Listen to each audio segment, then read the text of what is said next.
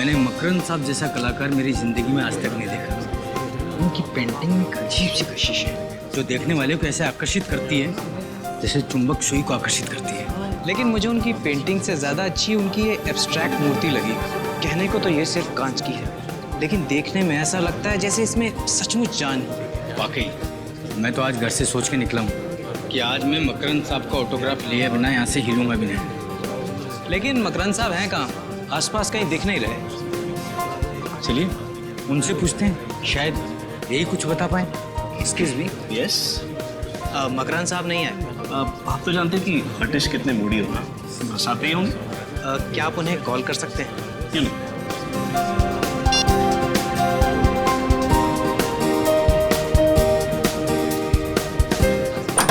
Colour combination.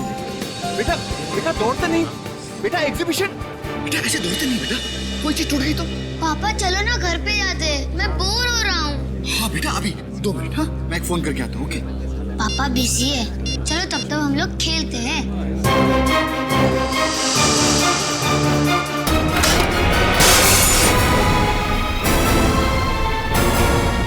अरे बाप रे, देखा तुम्हारी वजह से टूट गया ना। सॉरी पापा।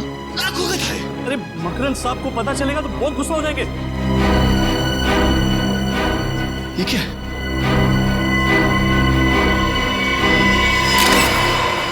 ओह माय गॉड, ये तो किसी इंसान की आंख है।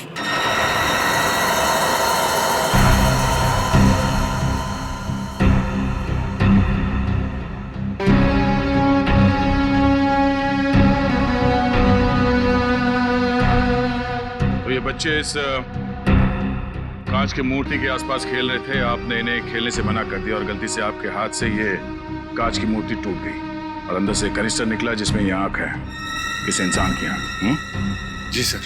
सर वो कहावत है ना, बच्चे भगवान के रूप होते हैं, वो बहुत सही है सर। अगर ये बच्चे यहाँ नहीं खेल रहे होते और ये मूर्ति टूटती नहीं तो हमें पता ही नहीं चलता कि ये मूर्ति में आंख है। नाम क्या बेटा आपका? प्रथम। प्रथम, बहुत प्यारा नाम है। प्रथम, निखिल अंकल तुम्हें बाहर ले जाके चॉकलेट खिलाएंगे। नहीं पापा, मुझे कहीं नहीं जाना, मुझे यहीं रहना है। बेटा जिद नहीं करते, तुम अपने फ्रेंड को ले जाओ। निखिल आजा बेटा, आ जाओ, चलो। ये मूर्ति को बनाने वाले मिस्टर मकरंद वो कहीं नजर नहीं आ रहे। सुबह सर आए थे, फिर किसी काम से निकल गए, तब से वापस नहीं आए। मूर्ति के टूटने की खबर दी उन्हें? नहीं सर, नहीं दे पाया। मैंने फोन ट्राई किया था लेकिन वो फोन नहीं उठा रहे। सर कहीं ऐसा तो नहीं कि एक मूर्ति पे एक आंख फ्री? मजाक समझ रहे हो तुम्हें? हैं? ये इंसान की आंख है, मतलब किसी इंसान के शरीर से आंख निकाली गई है। रजत, इस कनिस्टर को डॉक्टर सालुंखे के पास भेज दो और मकरंद के घर का पता देना हमें। जी सर। सालुंखे, आंख के बारे में क्या पता चला? टेट्रागोडाल। टेट्रागोडाल? अब ये सॉल्यूशन जिसमें इस आंख को डुबो करके रखा गया है, इसे टेट्रागोडाल कहते हैं। और ये सॉल्यूशन इस आंख को सालों साल तक प्रिजर्व करके रख सकता है। मतलब मकरंद ने ये आंख टेट्रागोडाल सॉल्यूशन में इसलिए रखी ताकि वो डिकम्पोज ना हो, सड़े ना, है ना? बिल्कुल, वरना तो एक बार अगर इसके ब्लड सेल्स खत्म हो गए तो आंख तुरंत सड़ जाती है। फिर तो सर इस सोल्यूशन की वजह से ये बताना जरा मुश्किल होगा ना कि ये आंख कितनी पुरानी है। सचिन, अगर आंख ज्यादा पुरानी होती तो बताना मुश्किल था, लेकिन बॉस इस आंख के कुछ ब्लड सेल्स अभी भी एक्टिव हैं। इससे ये पता चलता है कि ये आंख 16 से 18 घंटे पहले निकाली गई है किसी इंसान के शरीर में से। या फिर सालुंखे पता लगा सकता है ना डीएनए टेस्ट से कि ये आंख किसी मर्द की है या औरत की? हाँ, पता लगाया जा सकता है। तो फिर लगा ना पता। लेकिन बॉस उसके लिए मुझे इस आंख को सेंट्रल लैब में लेके जाना पड़ेगा। सर मैंने शहर के सभी आई डोनेशन सेंटर में जाके पता किया है सर, पिछले 6 महीने में कहीं से भी कोई भी आंख चोरी नहीं हुई है सर। पिछले 6 महीनों में कहीं से भी कोई भी आंख चोरी नहीं हुई है? तो क्या मकरंद ने किसी की जान लेकर उसकी आंख निकाल ली और फिर वो मूर्ति में लगा दी? मगर सर मकरंद ने तो ये मूर्ति 3 महीने पहले बनाई थी, जबकि ये आंख 16 घंटे पुरानी। तो 16 घंटे पुरानी आंख 3 महीने पुरानी मूर्ति में कैसे फिट हो सकती? सचिन, जरूर बहुत पहले से ही प्लानिंग करके रखी थी इस मकरंद ने, बहुत बड़ी प्लानिंग। पहले से ही उसने उस मूर्ति के अंदर जगह बना के रखी थी जहां पर ये कैनिस्टर फिट हो जाए। आद्या, मकरंद का फोन ट्रेस नहीं हो रहा है, तो फिर उसके फोन रिकॉर्ड चेक किए? लंदन से कॉल आए थे। अच्छा, तो ठीक है, कोशिश जारी रखना। कुछ पता चले तो तुरंत बता देना मुझे। ओके? क्या हो सकता? मकरंद को अक्सर लंदन से फोन आया करते थे, और खास करके 3 अलग-अलग नंबर से। लंदन से? लेकिन सर, उसे लंदन से कौन फोन कर सकता है? वही तो है, कौन ये 3 अलग-अलग नंबर से फोन करने वाले मकरंद को लंदन से? पता लगाना पड़ेगा। सर आप बिल्कुल फिक्र मत कीजिए, मैं अपनी जुबान का बहुत पक्का हूँ। आपका पार्सल समय से पहले पहुंच जाएगा। अब मकरंद बाहर गया हुआ है, पता नहीं कब तक आएगा। हाँ ठीक है, जैसे ही आएगा मैं उसको कह दूंगा कि आपसे बात कर लूँ। ओके जी, बाय।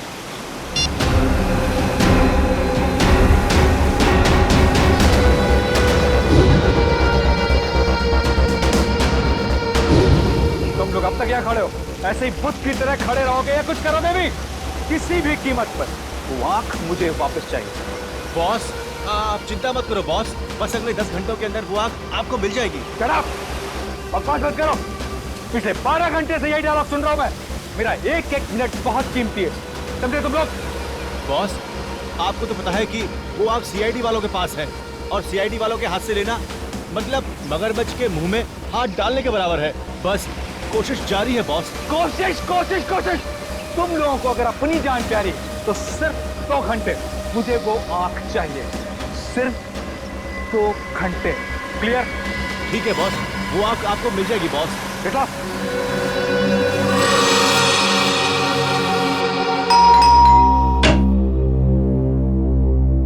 कौन आया होगा? लगता है साहब होंगे। आप लोग? मकरंद है घर में? नहीं, मकरंद साहब तो घर पर नहीं है। तो ठीक है, फिर तुम ही से मिल लेते।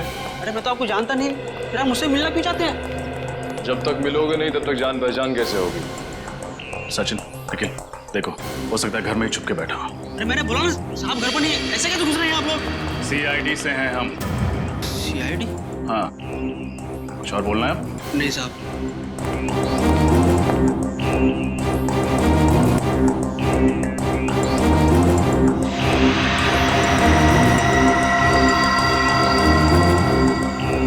मकरंद तो घर में है ही नहीं। कहाँ गया मकरंद? पता नहीं साहब, बताकर नहीं गए। और कब से घर नहीं आए तुम्हारे मकरंद साहब? कल सुबह जो निकले अब तक लौटे नहीं। मकरंद अपनी पेंटिंग्स और मूर्तियाँ यहीं पे बनाता है? हाँ, पेंटिंग्स तो यहीं बनाते हैं, मगर मूर्तियाँ नहीं। हाँ, यहाँ सिर्फ पेंटिंग्स दिख रही हैं। मूर्तियाँ कहाँ बनाता है जानते हो? पता नहीं साहब, मैं तो नौकर हूँ। ये लैपटॉप मकरंद का है? हाँ, ये साहब का ही है। Nikhil,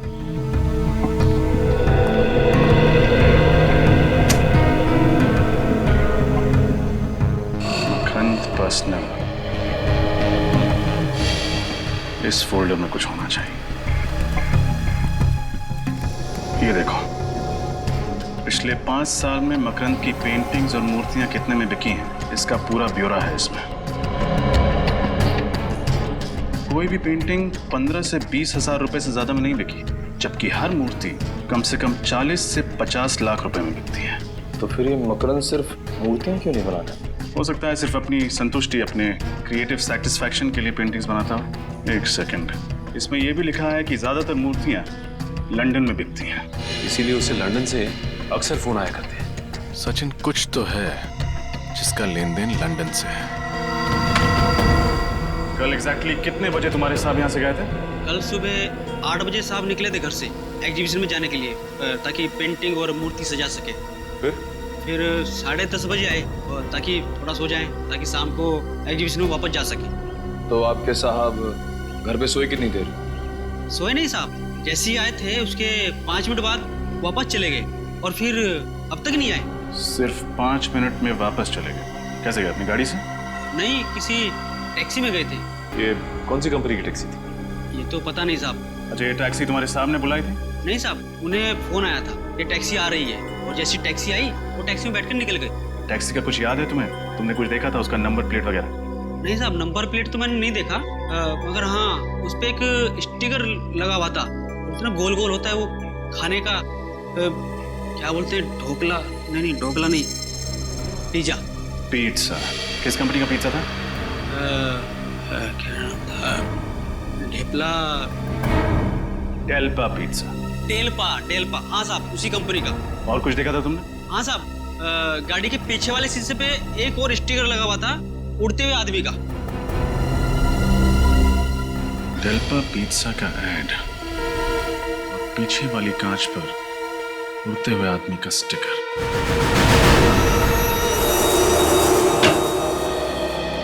excuse me. जी कहिए। हम सीआईडी से।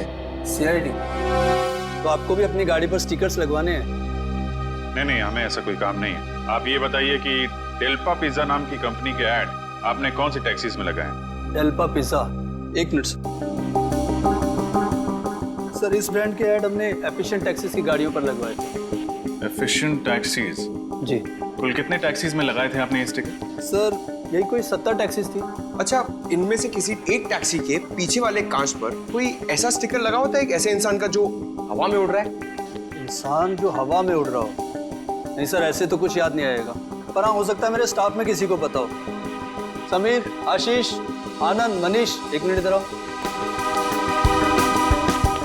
हमने एफिशिएंट टैक्सीज के ऊपर जो डेल्पा पिज्जा के ऐड लगवाए थे, क्या उनमें से कोई टैक्सी ऐसी है जिसके पिछले वाले कांच के ऊपर कोई ऐसा स्टिकर है जिसमें कोई इंसान हवा में उड़ रहा हो? हाँ सर, ऐसा स्टिकर तो भोला की टैक्सी पे।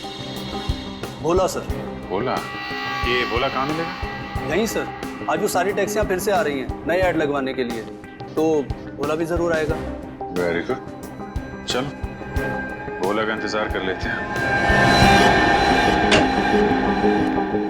साहब, नए ऐड के स्टिकर तैयार है? हाँ तैयार हैं, आप अपनी टैक्सी के पास जाइए, मिल जाएंगे। जी साहब।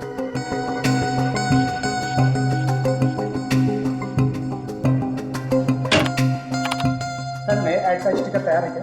बिल्कुल तैयार है, आप जाइए, मिल जाएंगे। जी सर।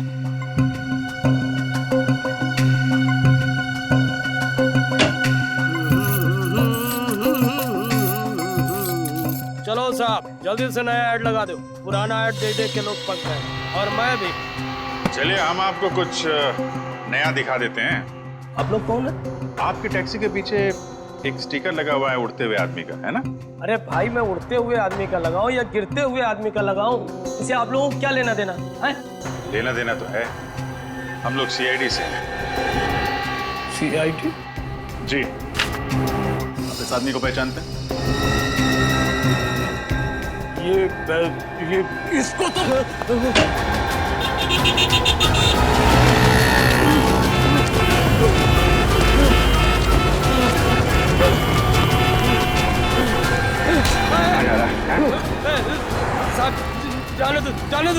साहब, जाने दो मुझे। सीआईडी जब मुजरिमों को पकड़ती है ना, जाने नहीं देती है। साहब, मुझको माफ कर दो, मैंने ज्यादा पैसे कमाने के लालच में ये सब किया है। मकरन कहाँ है? कौन मकरन साहब? वही मकरन जिसने एग्जीबिशन रखी थी, जिस एग्जीबिशन में हमें आदमी की आंख मिली कांच की मूर्ति से, वो मकरन कहाँ है? वो आंख मूर्ति मुझे कुछ समझ में नहीं आ रहा साहब। ना समझ पाने का नाटक बंद करो, जिसकी फोटो देखकर भागे थे तुम, ये आदमी कहाँ छुपा के रखा है इसे? अरे साहब, मैं तो ये समझा कि आप लोगों को पता चल गया है कि मैं अपनी टैक्सी कंपनी के साथ धोखा कर रहा हूँ, इसलिए मैं भागा था। धोखा? कैसा धोखा? साहब, हमारी टैक्सी कंपनी सिर्फ उन्हीं यात्रियों को टैक्सी में बैठने की अनुमति देती है जो फोन करके टैक्सी बुक कराते हैं, और पैसे के लालच में दूसरे यात्रियों को भी अपनी टैक्सी में बिठा लेता था। और साहब, ये आखिरी आदमी था जिसको मैंने अपनी टैक्सी में बिठाया था। ओह, तो तुम इसलिए भागे थे? हाँ साहब, मकरन के बारे में मुझे कुछ नहीं पता। कब बिठाया था तुमने मकरन को टैक्सी में? साहब, कल सुबह 10 बजे फोन आया था, मुझे आरती नगर से फोन आया था कि टैक्सी चाहिए थी। मैं अपनी टैक्सी लेके वहाँ पहुँच गया था, बस, और कुछ नहीं जानता हूँ साहब। किस नंबर से फोन आया था? साहब, इस नंबर से फोन आया था साहब। हेलो, ये कहाँ का नंबर है? ओह, ओके, नहीं, thank you very much, thank you. Aarti Nagar के पीसीओ का फोन नंबर है। सर, मकरंद के नौकर ने कहा था कि उसने कोई टैक्सी बुक नहीं की थी। हो सकता है किसी और ने टैक्सी मंगवाई हो उसके लिए। हो सकता है मकरंद ने खुद फोन किया उस पीसीओ से जाके, ताकि जब कॉल रिकॉर्ड चेक हो तो किसी को उस पर शक ना हो। ये छोड़ा कहाँ था तुमने मकरंद?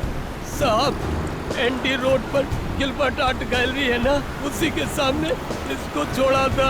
सर मकरंद पहले आर्ट गैलरी में था, फिर वो घर गया था, फिर वो वापस आर्ट गैलरी क्यों जाएगा? गैलरी के बाहर उतरा था ना, सबसे अंदर गया ना हो, क्योंकि सीसीटीवी फुटेज में तो दिखाई नहीं पड़ा। डॉक्टर साहब, हाँ डॉक्टर साहब, क्या? अरे आपको ज्यादा चोट तो नहीं लगी? आप कहाँ पे हो? आप वहीं पे रुको, हम लोग पहुंच रहे हैं। क्या हुआ सर? डॉक्टर सानोफी को चोट लग गई है, जल्दी चलो डीबी रोड। आप ठीक तो है ना? हाँ ओके। आप हैं तो आपको हॉस्पिटल ले चलूं? नहीं नहीं, मेरे साथ ही आते होंगे। वो आ गए, मेरे साथ ही आ गए। Oh my God, excuse me doctor साहब, संभाल के, आप ठीक है? हाँ विजय, मैं ठीक हूँ। खून निकल रहा है। Pankaj, first aid. Thank you very much, हम लोग आगे, हम संभाल लेंगे। Thanks a lot. सर ये सब हुआ कैसे? मुझ पर किसी ने वार किया, हमला किया किसी ने। हमला? किसने किया? अभिजीत, मैं वो आँख लेकर के जा रहा था सेंटर लैब डीएनए टेस्टिंग के लिए। ये गाड़ी आई और यहाँ आकर के मेरी गाड़ी को ब्लॉक किया उसने। ओके। उसमें से 4-5 लोग उतरे नकाब पहने। हाँ। मेरे सर पे वार किया और आँख का कैनिस्टर लेकर के भाग गए। आँख चोरी हो गई? वो चोट की वजह से मैं बेहोश हो गया था तो। अरे नहीं डॉक्टर साहब, आप सही सलामत है, हमारे लिए वो ज्यादा इम्पोर्टेंट है। आँख तो हम लोग ढूंढ ही लेंगे। वैसे गाड़ी का नंबर देखा क्या आपने? हाँ, चोट लगने से पहले मैंने गाड़ी का नंबर देखा था। क्या नंबर है, याद है? गाड़ी का नंबर है ZPO 2979। ग्रेट डॉक्टर साहब। पंकज, पता करो आरटीओ से किसका नंबर है। सर हमें आंख मिली मकरंद की बनाई हुई मूर्ति। कानून के सामने जो गाड़ी देखी वो मकरंद की थी। हो ना हो इन सब के पीछे ये मकरंद ही है। हो सकता है। चलो चल के आंख भी वापस ले लेते हैं और सड़क के साथ पर किए गए हमले का हिसाब भी। सर लगता है ये मकरंद अपने दूसरे घर से भी गायब हो गया है, या फिर हो सकता है अंदर छुपा। सोच के रहो। दया सर का नाम लो और तोड़ दो दरवाजा।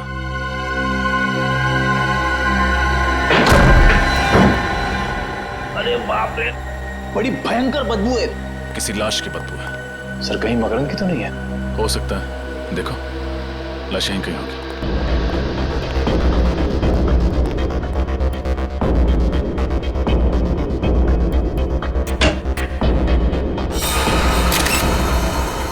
सर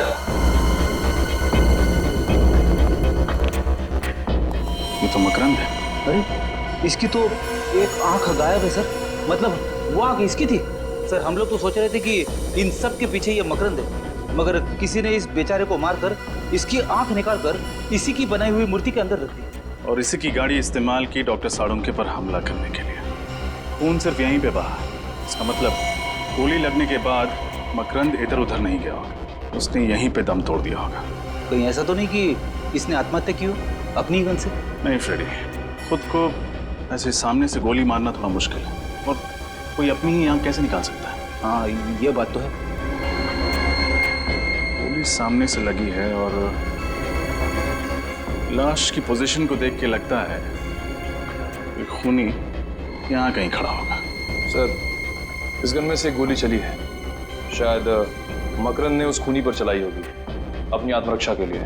और अगर ऐसा हुआ है निखिल तो इसका निशाना जरूर चूक गया होगा, क्योंकि कहीं और तो खून है नहीं। गोली ढूंढो, नहीं होगी।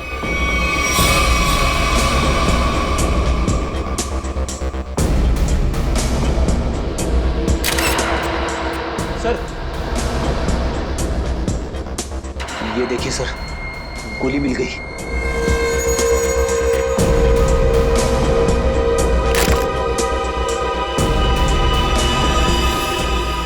वेरी गुड फ्रेंड, काम करो और तलाशी लो। कुछ ना कुछ जरूर मिलेगा जो हमें खूनी तक पहुंचा है।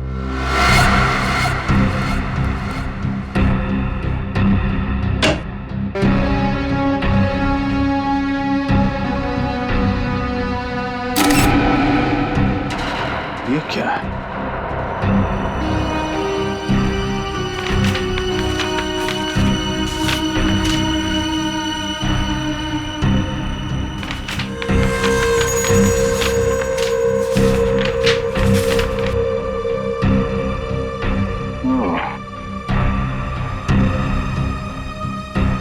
मकरंद की पिछली मूर्तियों के स्केचेस देखा?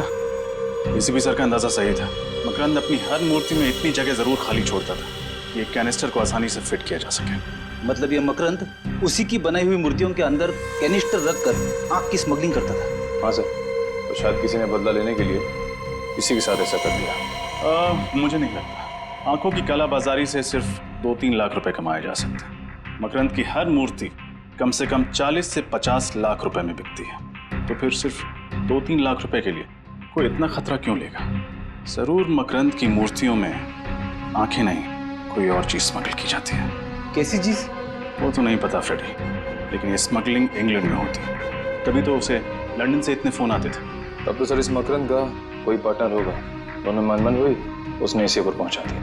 वही होगा निखिल जो मकरंद की मूर्तियों को विदेश भेजता था। पता करो कौन है।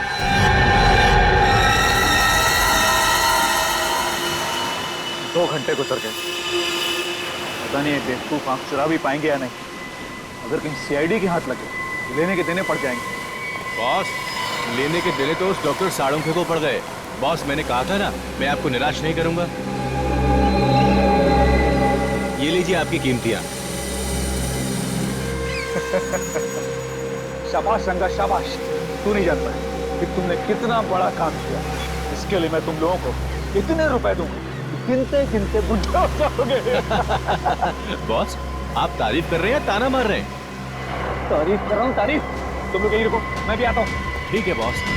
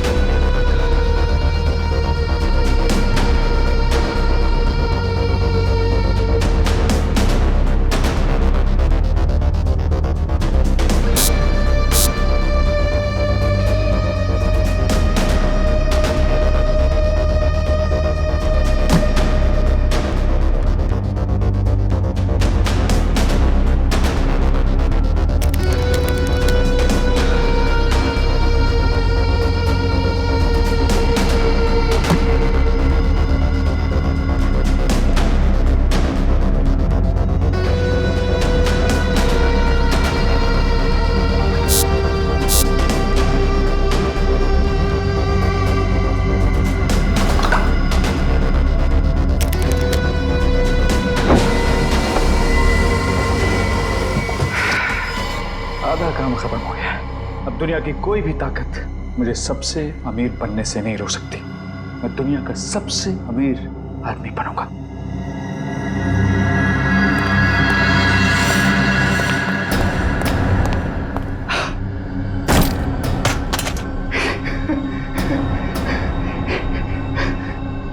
सब कुछ मेरा है, सब कुछ मेरा है।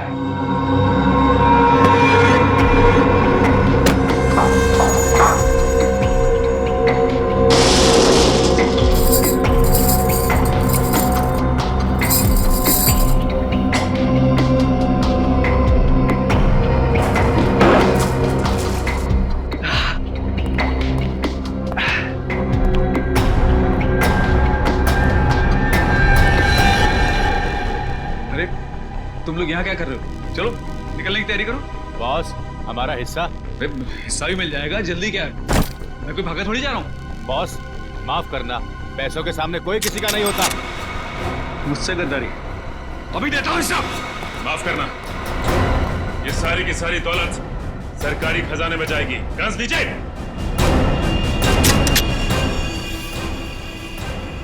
बहुत हो गया भागना तोड़ना। सर, मैं और मकरंद पार्टनर्स थे। मकरंद पेंटिंग से मूर्तियां बनाता था, मूर्ति में हीरा छुपा देता था सर। फिर मैं उन हीरो को देश के बाहर लंदन ले जाता, उनकी तस्करी करता था सर। शर्म आनी चाहिए तुम्हें। अपने देश की संपत्ति स्मगल करके बाहर देशों में बेच रहे थे तुम। सर मुझे माफ कर दिए सर। माफ कर दीजिए। तुमने सिर्फ स्मगलिंग नहीं किया, बल्कि एक खून भी किया है। मकरंद का खून। मैंने जानबूझ के मकरंद को नहीं मारा सर, बल्कि वो मुझे मारना चाहता था सर। मैंने तो सिर्फ अपनी आत्मरक्षा में सर उस पर गोली चलाई। पूरी बात बताओ, क्या हुआ था मकरंद के घर में, बताओ। उसने मुझे अर्जेंटली अपने घर में बुलाया। वो कह रहा था कि उसे कुछ मुझे जरूरी बात करनी है, लेकिन जब मैं उसके घर पहुंचा तो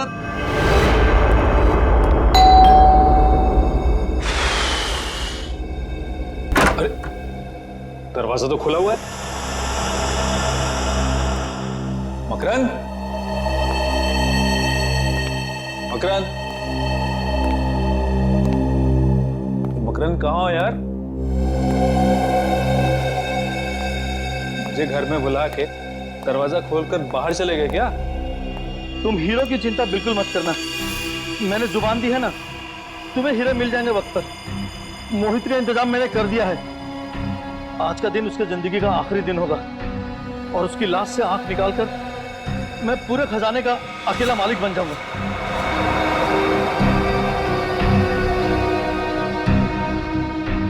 मेरी नहीं, तेरी जिंदगी का आखिरी दिन होगा मकरंद।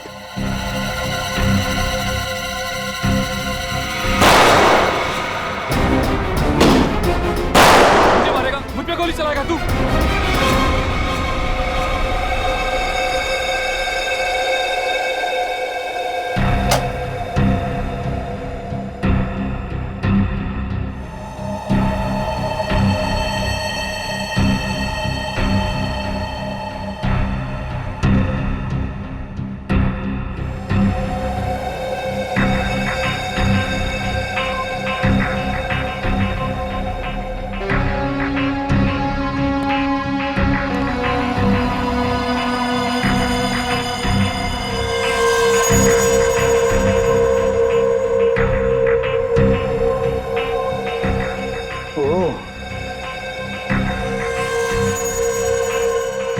बुरे काम का बुरा नतीजा। अब जो तू मेरे साथ करने वाला था, मैं तेरे साथ करूंगा।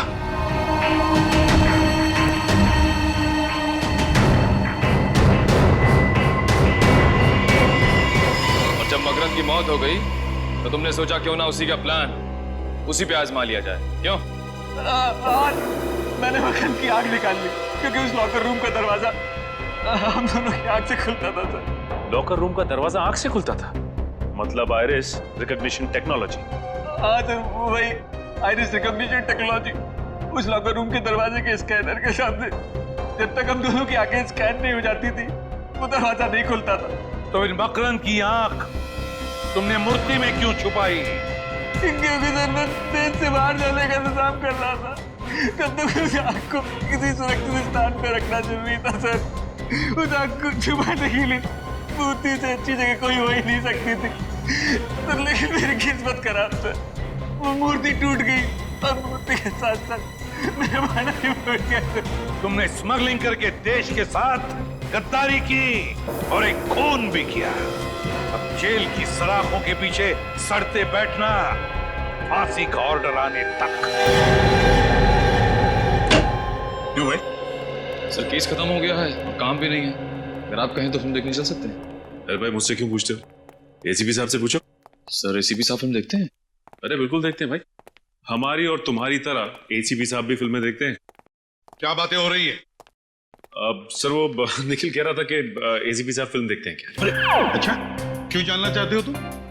नहीं सर, मैं तो सर कह रहा था कि हम सब साथ चल के फिल्म देख सकते हैं सर। सर केस खत्म हो गया सर, काम भी नहीं, मतलब काम है सर, केस नहीं है सर। अगर आप कहें तो हम सब साथ चल के फिल्म। केस खत्म हो गया, काम नहीं है? हाँ? किसने कहा तुम्हें कि केस खत्म हो गया? किसने कहा? किसने कहा केस खत्म हो गया? मोहित ने सब कुछ मान लिया तो तुम्हें लगा मुझे मिल गया तो केस खत्म हो गया। केस अभी भी बाकी है, समझे? अभी भी रिपोर्ट आना बाकी है। अभी सारुण आएगा रिपोर्ट लेकर, तब समझेगा। बॉस, ये मकरंद की पोस्टमार्टम रिपोर्ट जरा देखो। सारुण यार, इस पे तो लिखा है कि मकरंद मरने से पहले बेहोश था। हाँ बॉस, मकरंद बेहोश था क्योंकि उसके खून में मुझे फैप्टिया मिला है। फैप्टिया, जिसकी वजह से जब उसकी आंख निकाली गई वो मरा नहीं था, बेहोश था। मगर यार मोहित के हिसाब से मकरंद की मौत गोली लगने से हुई है। बेहोशी का तो नामो निशान नहीं। मुझे लगता है मोहित झूठ बोल रहा होगा। लेकिन क्यों झूठ बोलेगा मोहित? मोहित झूठ बोल रहा है, क्यों झूठ बोल रहा है मोहित? बस ये तो पता नहीं, लेकिन मेरी रिपोर्ट गलत नहीं हो सकती। हाँ पता है साउंड की, तेरी रिपोर्ट बिल्कुल सही होती है, हर बात सही होती है, लेकिन क्यों? मोहित झूठ क्यों बोलेगा? सर वो मोहित कह रहा था ना कि मकरंद ने गोली चलाई थी और क्राइम सीन में हमें वो बुलेट भी मिली थी। सचिन, फोरेंसिक रिपोर्ट के मुताबिक मकरंद के हाथों पर कहीं पर भी गन पाउडर के निशान नहीं है गन पाउडर के निशान। बिल्कुल कहीं भी गन पाउडर नहीं है। सर कहीं मोहित खुद के सारे इल्जाम लेकर किसी को बचाने की कोशिश तो नहीं कर रहा है? अरे वाह, अब सोचने लगे। अभी तक तो कह रहे थे कि केस खत्म हो गया, कोई केस नहीं है। क्यों? अब समझे इतना आसान नहीं। केस खत्म हो गया, सोचना पड़ता है, हर बात पे सोचना पड़ता है। सही सोचा है तुमने अभी। हो सकता है किसी को बचाने की कोशिश कर रहा है मोहित, इसलिए सारे इल्जाम उसने अपने आप पर ले लिए। और किसे बचाने की कोशिश कर रहा है मोहित? मकरंद और वो तीसरा आदमी। कहीं मोहित उस तीसरे आदमी को बचाने की कोशिश तो नहीं कर रहा है, इसलिए सारे इल्जाम अपने आप पर ले रहा है। और फिर मकरंद, यार साळुंखे, मकरंद की आंख के बारे में कुछ और पता चला? हाँ बॉस। क्या? तारिका लगी हुई लैब में कुछ ना कुछ ढूंढ निकालेगी। एक मिनट। हाँ, तारिका को याद करे तो तारिका का फोन। हाँ तारिका, हेलो तारिका। क्या हुआ? यार मुझे लगता है तारिका खतरे में। तारिका खतरे में है? क्या बात कर रहा है?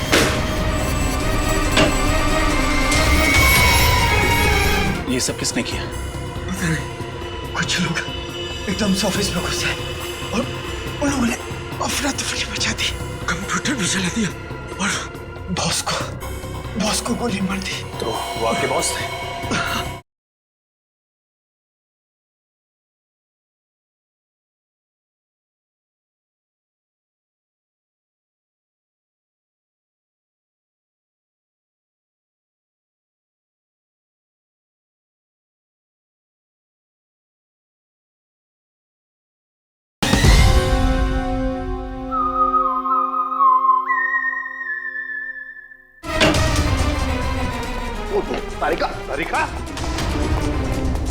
तारिका, पानी लाओ, जल्दी पानी लाओ।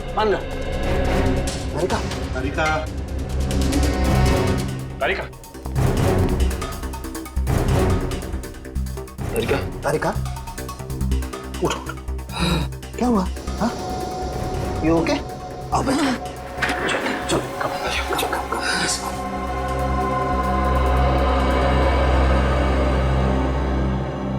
थोड़ा पानी पी लो।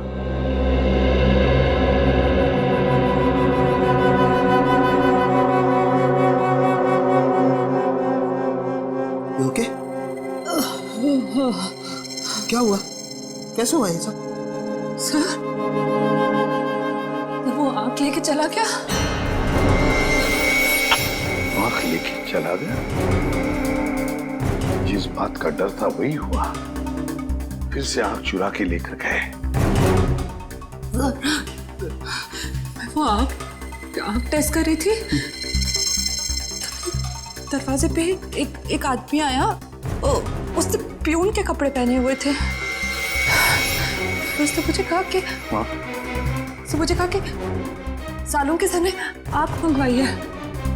मुझे उसी वक्त उस पर शक हुआ और मैंने आपको तुरंत फोन लगाया। फिर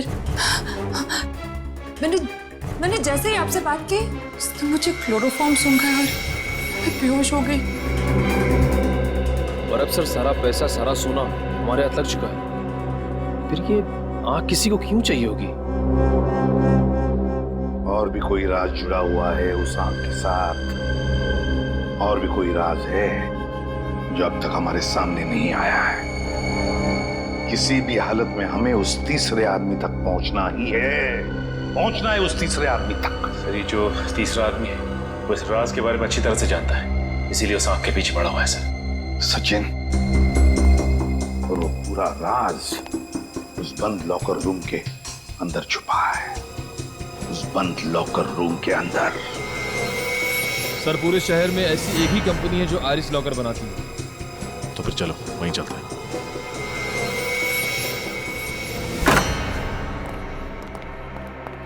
सीपीयू को जला दिया, ये जो कोई भी है हमसे एक कदम आगे। अरे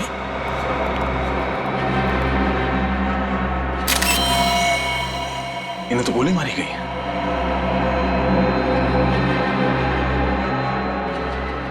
He's dead. सर वहां से आवाज आ रही है।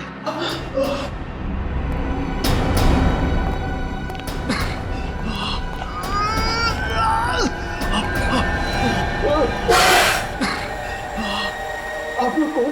घबराइए मत, हम लोग सीआईडी से। आइए बैठिए। संभाल के। निकल पानी। मुझे बचा लीजिए, मुझे गोली लगी। घबराइए नहीं, आपको कुछ नहीं होगा। फ्रेडी, एम्बुलेंस को फोन करो जल्दी।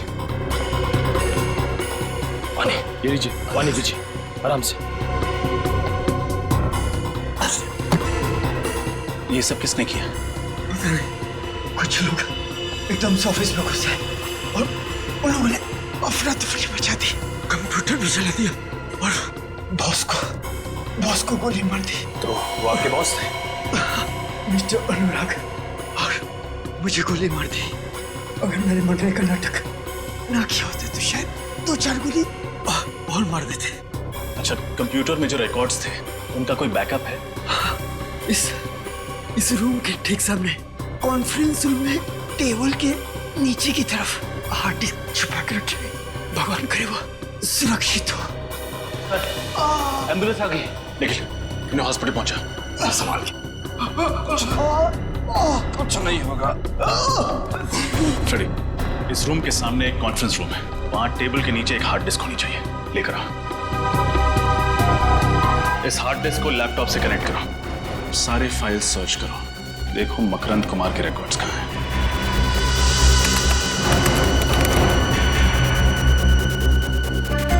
तो ये है हमारा तीसरा आदमी।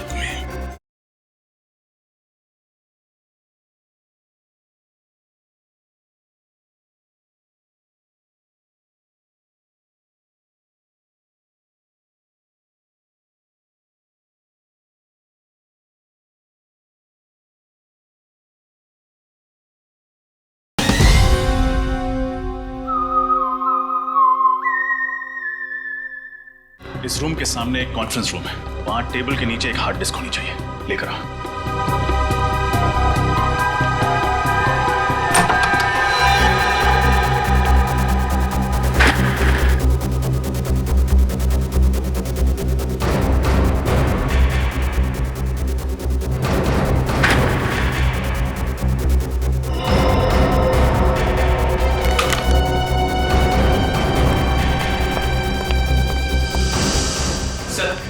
हार्ड डिस्क मिल गई।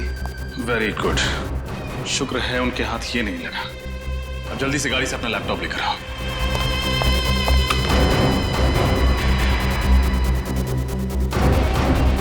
लैपटॉप ये लो, इस हार्ड डिस्क को लैपटॉप से कनेक्ट करो, सारे फाइल्स सर्च करो, देखो मकरंद कुमार के रिकॉर्ड्स कहाँ हैं।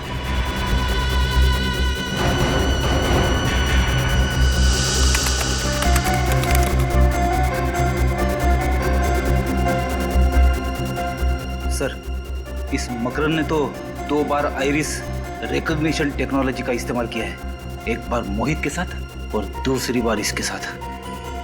तो ये है हमारा तीसरा आदमी।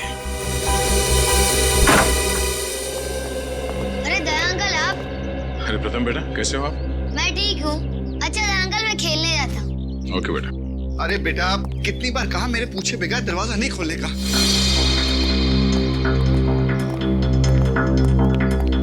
सर आप लोग, केस सॉल्व हो गया क्या? हाँ, उसी खुशी में मिठाई खिलाने आए हैं। मिठाई? बहुत अच्छा हुआ तुम्हारा बेटा बाहर गया, वरना उसके शरीफ पिता का असली चेहरा उसके सामने आ जाता। अरे बेटा, ना, ना। मिठाई नहीं खाओगे? मोहित से पहले मकरंद का पार्टनर मैं था।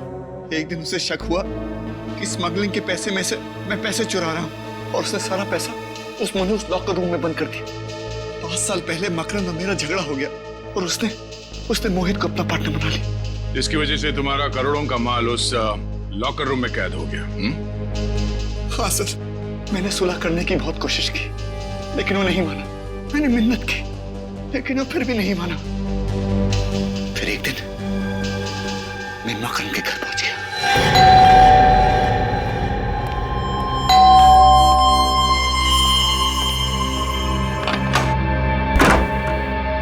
सौरभ, तुम? आज मैं सौरभ नहीं, तेरी मौत बन के आया हूं। ये सब क्या है सौरभ? ये ले, पढ़ इसको। ठीक है, तो प्लीज गोली मत चलाना। एक शर्त पर, इसे जोर जोर की पढ़, और सुन, जब तक मैं रुकने के लिए नहीं बोलूं, पढ़ते रहना, समझे? ओके। तुम हीरो की चिंता बिल्कुल मत करना। मैंने जुबान दी है ना, तुम्हें हीरो मिल जाएंगे वक्त पर। मोहित का इंतजाम मैंने कर दिया है। आज का दिन उसकी जिंदगी का आखिरी दिन होगा, और उसकी लाश से आंख निकालकर मैं पूरे खजाने का अकेला मालिक बन जाऊंगा। ये सब क्या है? ये है मेरा फैसला। कौन सा फैसला? या तो तू मर जा, या फिर तू मोहित को मारकर उसके पैसे को बराबर से बांट ले, समझा? ओके, ठीक है। चल, मोहित को फोन लगा, और कोई होशियारी नहीं, समझे? हाँ, हेलो। हाँ मोहित। हाँ, क्या तुम इस वक्त मेरे घर आ सकते हो? कुछ जरूरी बातें करनी है। नहीं, मैं फोन पे नहीं बता सकता। प्लीज तुम मेरे घर आ जाओ। ओके। गुड, अब तुझे इनाम मिलेगा। इनाम?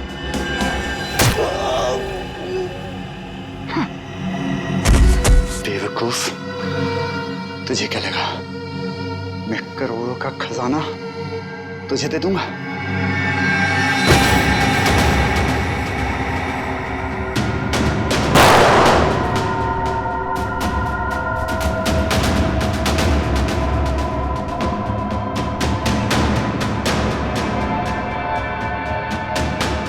फिर मैंने मोहित के आने का इंतजार किया।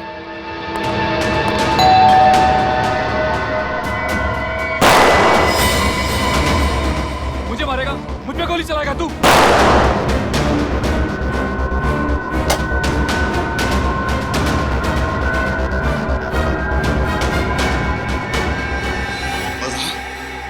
वहां मोहित ने मकरंद की आंख निकाल ली। फिर मैंने मोहित का पीछा किया। उसने वो आंख उसी मूर्ति में छुपा दी जिसमें मकरंद अपने हीरे छुपाया करता था। फिर एग्जीबिशन में अपने बेटे को रोकने के बहाने उस मूर्ति को धक्का दे दिया ताकि वो आंख सबके सामने आ जाए और आप लोग इन्वॉल्व हो जाए। तुम हम लोगों को इस प्लान में क्यों शामिल करना चाहते थे? क्योंकि मैं एक ही तीर से 2 शिकार करना चाहता था। एक तरफ मैं सारा खजाना हड़पना चाहता था, और दूसरी तरफ मैं चाहता था कि मकरंद के खून में मोहित फंस जाए और मुझ पर कोई आश ना है। तुम जानते थे कि खजाने के लिए मोहित हमसे वो आग चुरा लेगा, और तुम मोहित पे हमला करके उससे उसका खजाना चुरा लोगे, और वो आग भी, और दोनों खजाने के मालिक बन जाओगे। हाँ, मेरा प्लान कामयाब भी हो गया था। मोहित ने डॉक्टर सालुंके से वो आग भी चुरा ली थी। उसने अपना सारा पैसा भी निकाल लिया था। बस मुझे मोहित को मारना था और ऐसा दिखाना था कि उसे उसी के आदमियों ने मारा है। लेकिन इससे पहले कि मैं करता, हम मोहित तक पहुंच गए और तुम्हारा प्लान चौपट हो गया। तुमने मोहित को मकरंद का खून करने पे मजबूर कर दिया, और अपने इस घिनौने प्लान में सीआईडी को शामिल करने की गलती की। तुम्हें सख्त से सख्त सजा दी जाएगी।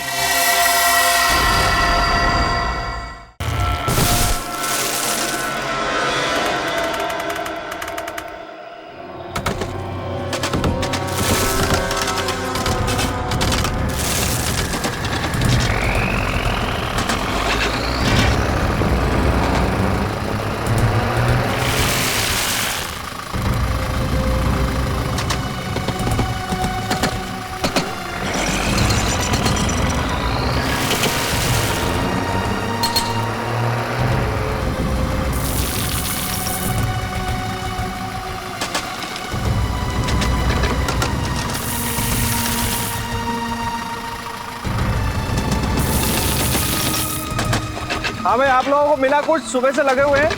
हाँ, और इसको गहरा करना है। मिश्रा जी आप भी और करो, और आप लोग भी प्लीज इसको और अच्छे से देखो। मैं देखता हूँ।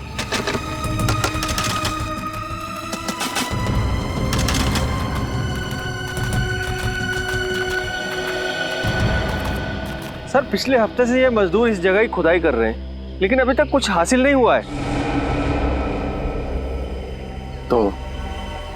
तो सर, मेरी राय में हमें किसी दूसरी जगह पे खुदाई करनी चाहिए। और मेरी राय में तुम्हें कहीं और नौकरी करनी चाहिए, क्योंकि अब तुम्हें मेरे विश्वास पर यकीन नहीं है। नहीं सर, ऐसी बात नहीं है। बात दरअसल कुछ और है। सीधे सीधे कहो, क्या बात है? सर, वो 2-3 दिन से कुछ मजदूर अजीब सा बर्ताव कर रहे हैं। कैसा बर्ताव? सर, वो लोग बीमार होने लगे हैं और उनकी आंखों में एक भयानक सा रूप है। उन सबकी हालत कुछ अजीब सी हो गई है। और सर, सुनने में तो आया है कि एक मजदूर ने 2 लोगों पर जानलेवा हमला कर दिया है, इसलिए वो डर गए हैं और वापस जाना चाहते हैं। लेकिन तुम्हें डरने की कोई जरूरत नहीं है। सब कुछ प्लान के मुताबिक ही हो रहा है।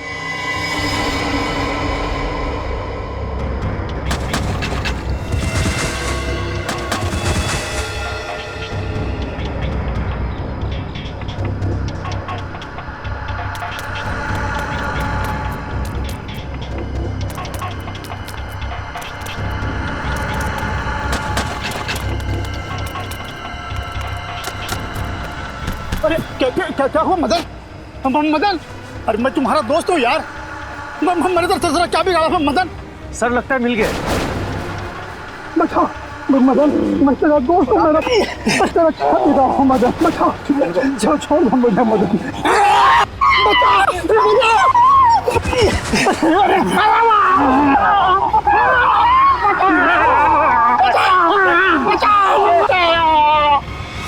सर, ये क्या हो रहा है? मेरी तो कुछ समझ में नहीं आ रहा है।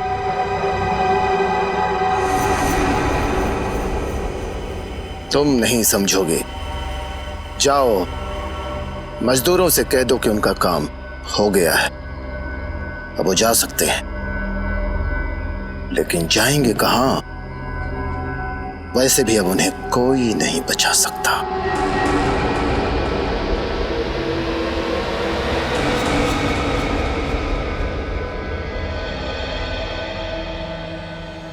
ये कौन सा रूट ले लिया तुमने राहुल? इतना सुनसान है, जंगल है दोनों तरफ। मुझे डर लग रहा है राहुल। अरे तुम्हें तो हर बात में डर लगने लगा है। कितनी बार कहा है तुम्हें कि हॉरर फिल्में मत देखा करो। मजाक मत करो राहुल, सच में मुझे घबराहट हो रही है। अरे कुछ नहीं होगा, ये शॉर्टकट है। ओके? इतनी रात को शॉर्टकट लेने की क्या जरूरत थी? मेन रोड से ही जाना चाहिए था ना। मेन रोड पे हमेशा ट्रैफिक होता है और इस रास्ते से जाकर हम लोग 2 घंटे में पहुंच जाएंगे। और वैसे भी मुझे घर जाकर सोना है, वरना कल मैं ऑफिस में सो जाऊंगा। ओके?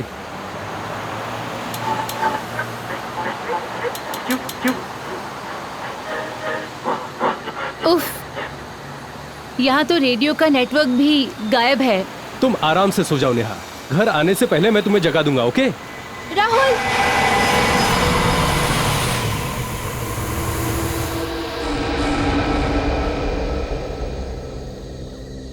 मैं देखता हूँ, हमें उसकी मदद करनी चाहिए। तुम यहीं रुको और 100 नंबर डायल करके मदद लो, समझी? हाँ हाँ ठीक है।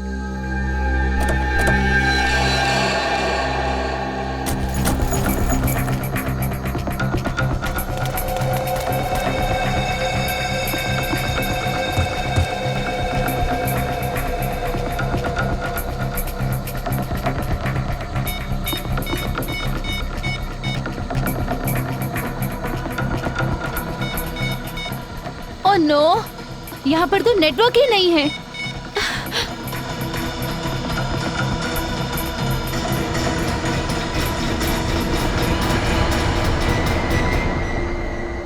राहुल, राहुल कहाँ चला गया? राहुल,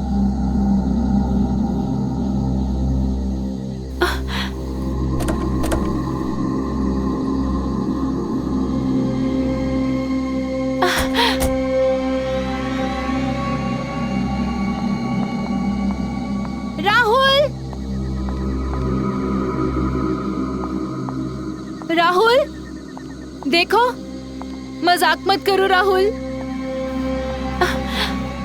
राहुल प्लीज, मुझे बहुत डर लग रहा है राहुल।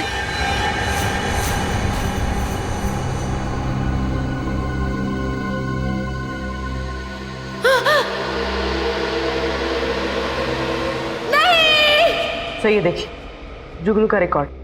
3 साल पहले इसे पुलिस ने लूट के मामले में पकड़ लिया था और कोर्ट ले जाते वक्त ये पुलिस को चकमा देकर भाग गया। बस सर, उसके बाद से इसका कोई पता नहीं। मैं तो कहता हूँ इसे पाताल से भी एसीपी साहब, एसीपी साहब। कहिए, एसीपी साहब तो यहाँ पे नहीं है, हम क्या मदद कर सकते हैं आपकी? हमारा बेटा श्याम गायब है। हमने उसे सब जगह ढूंढा लेकिन कहीं भी नहीं मिला। वो आप ही हमारी मदद कर सकते हैं, उसे ढूंढ कर आप ही ला सकते हैं। हमारी मदद कीजिए। प्लीज एक मिनट, आप प्लीज बैठिए। आइए, अब बताइए कि क्या हुआ था? हम दोनों बाहर गए हुए थे। 10 दिन बाद जब लौटे तो देखा शाम का कोई पता नहीं। सर, आपने पड़ोसियों से या फिर शाम के दोस्तों से पूछताछ की थी? वही तो अजीब बात है।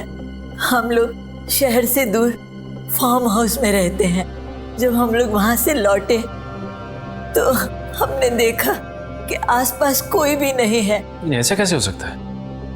एक साथ सबके सब कैसे गायब हो सकते हैं? सर मेरा बेटा राहुल और उसकी पत्नी कल रात गोवा से घर के लिए चले थे लेकिन अभी तक नहीं पहुंचे। सर, आपने आखिरी बार कब बात की थी उन दोनों से? आखिरी बार जब मैंने उनसे बात करी तो राहुल ने कहा था कि हम बिंदलपुर जंगल के आसपास हैं और 3-4 घंटे में घर पहुंच जाएंगे, लेकिन अभी तक नहीं पहुंचे। सर, बिंदलपुर जंगल? हमारा फार्म हाउस तो वहां से कुछ ही दूरी पर है। सर, इतने सारे लोग इस इलाके से गायब हो गए? सर, ये कोई इत्तेफाक नहीं हो सकता। आप और भी इत्तेफाक तो नहीं हो सकता। रेडी, मोबाइल कंपनी में फोन करके पता करो कि राहुल ने आखिरी बार जब अपने पिताजी से बात की थी तो वो कहां पे था, और आप हमें राहुल और नेहा की फोटोज दीजिए और साथ ही साथ उस कार का नंबर जिससे वो ट्रैवल कर रहे थे।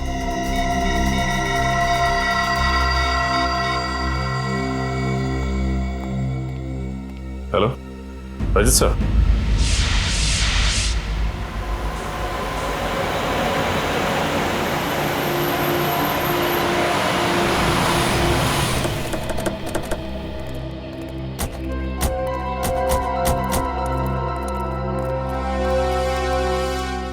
सर, जब आप लोग आए थे तो आपने किसी आदमी को यहाँ देखा? नहीं सर, यहाँ सिर्फ गाड़ी खड़ी थी, आदमी तो कोई भी नहीं था। सर, नंबर तो वही है, ये राहुल की गाड़ी है। और ये अजीब बात है, इतने सुनसान इलाके में गाड़ी को ऐसे बीच सड़क में खड़ी करके वो बाहर निकल के गए कहाँ? सर, हो सकता है उनकी गाड़ी खराब हो गई हो और वो लोग गाड़ी से बाहर किसी से लिफ्ट मांगने के लिए उतरे हो। हो सकता है। पंकज, देखो गाड़ी में क्या प्रॉब्लम। पूर्वी, तुम आसपास छानबीन करो।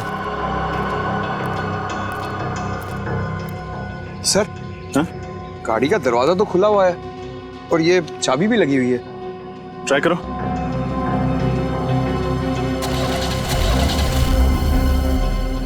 गाड़ी तो चल रही है सर।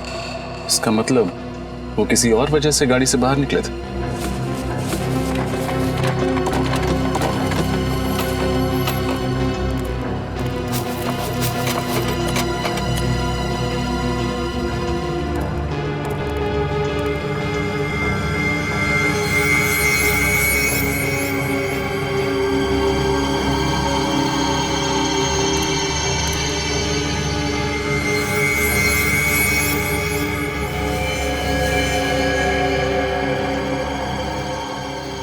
आखिरी कॉल 3:22 पर 100 नंबर पर किया गया था।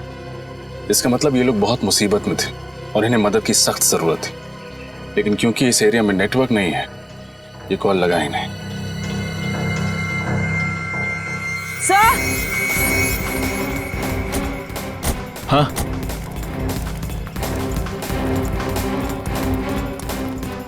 सही देखिए, खून। खून? सर, वो देखिए।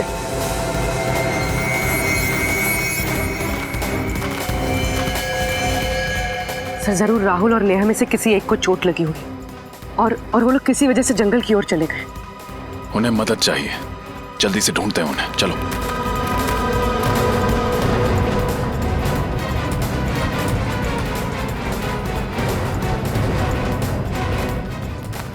राहुल! नेहा! नेहा! राहुल! नेहा!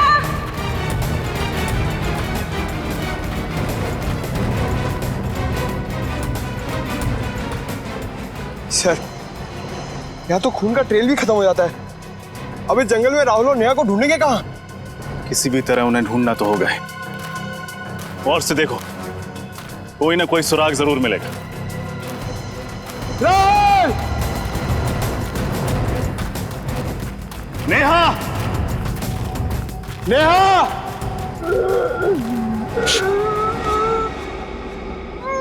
ध्यान से सुनो, किसी की आवाज आ रही है। सर ये तो किसी की कराने की आवाज आ रही उस तरफ से।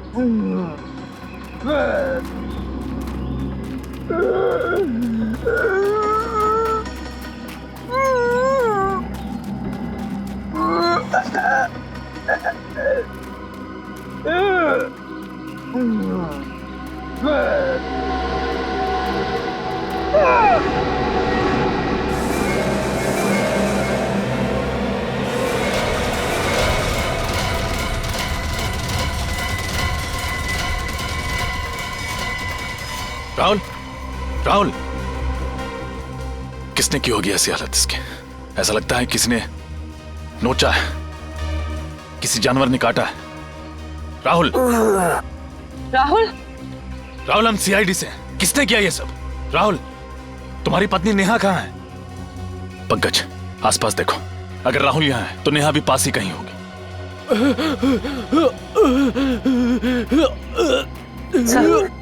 सर इसकी तो हालत बहुत खराब है, इसका चेहरा भी सफेद हो गया, देखिए। इसे फौरन अस्पताल पहुंचाना होगा। नेहा! नेहा! नेहा!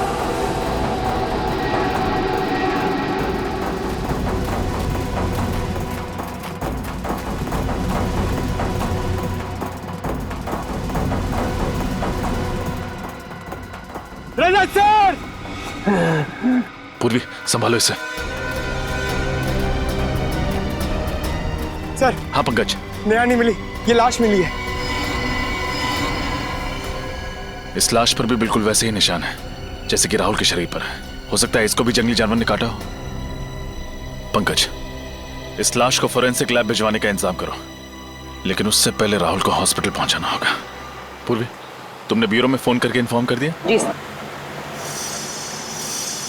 सर, मुझे समझ में नहीं आ रहा, राहुल और नेहा को हुआ क्या है? पहले राहुल को बचाना होगा, फिर नेहा को ढूंढना होगा, तभी पता चलेगा कि सबके पीछे कौन है और इन्हें हुआ क्या है।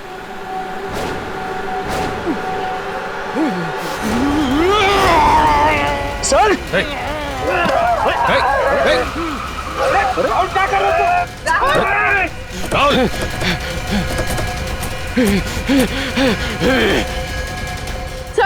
सर ठीक है? मैं ठीक हूँ, पकड़ो उसे।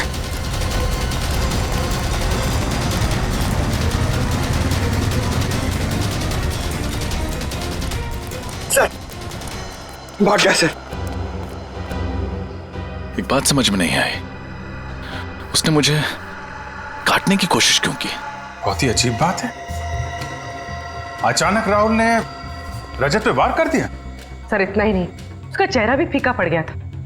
ये क्या चक्कर है? अरे बाप रे सर, मतलब राहुल एक ज़ॉम्बी, एक जिंदा लाश बन गया है। रेडी, ये ज़ॉम्बी वगैरह से फिल्मों में होता है, समझे? पूर्वी, उस लाश की पहचान हुई जो जंगल से मिली थी? हाँ सर। सर उसका नाम अजय था और वो जंगल के पास वाले फार्म हाउस में रहता था। अभिजीत। हाँ डॉक्टर साहब। यार इस केस ने दिमाग खराब कर दिया बॉस, कुछ समझ में नहीं आ रहा। क्यों, क्या हुआ? अरे वो लाश, उस लाश पर जो काटे हुए के निशान हैं वो किसी जानवर के नहीं है, किसी इंसान के। क्या?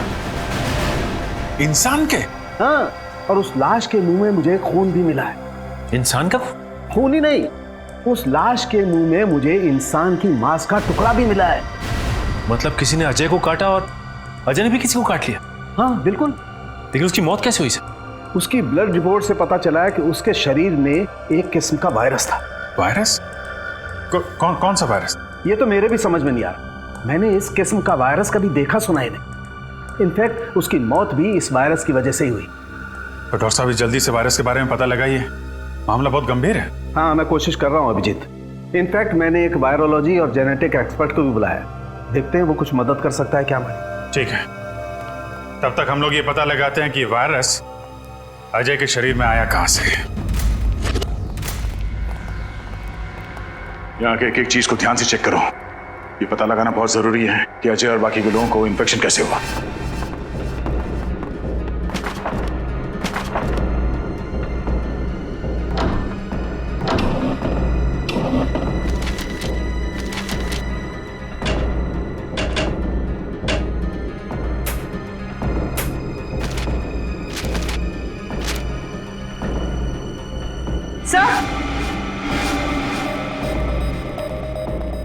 सर ये देखिए, कुछ प्रॉपर्टी और मेडिकल के पेपर्स।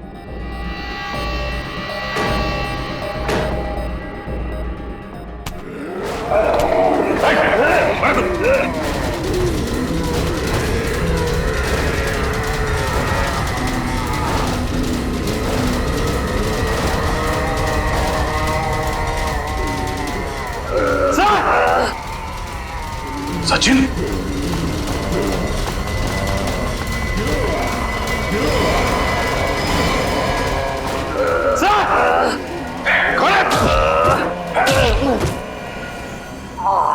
सचिन तुम ठीक हो? हाँ सर। समझ में नहीं आ रहा इनकी हालत ऐसे कैसे होगी। इससे पहले कि होश में आ जाए इसे फॉरेंसिक लैब ले जाना होगा। पंकज सर। आप बोले?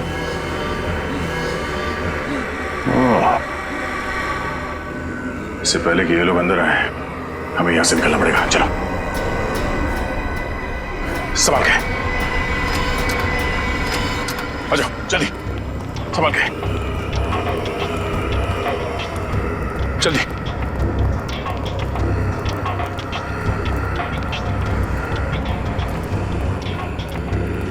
गाड़ी में डाल दो। सर मैं वो फाइल भूल गई, मैं लेकर आती हूँ। फाइल? पूरी जाने दो।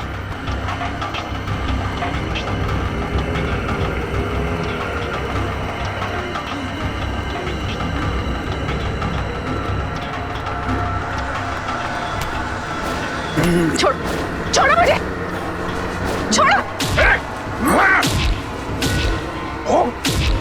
पूरे निकलो यहाँ से। तो चलिए।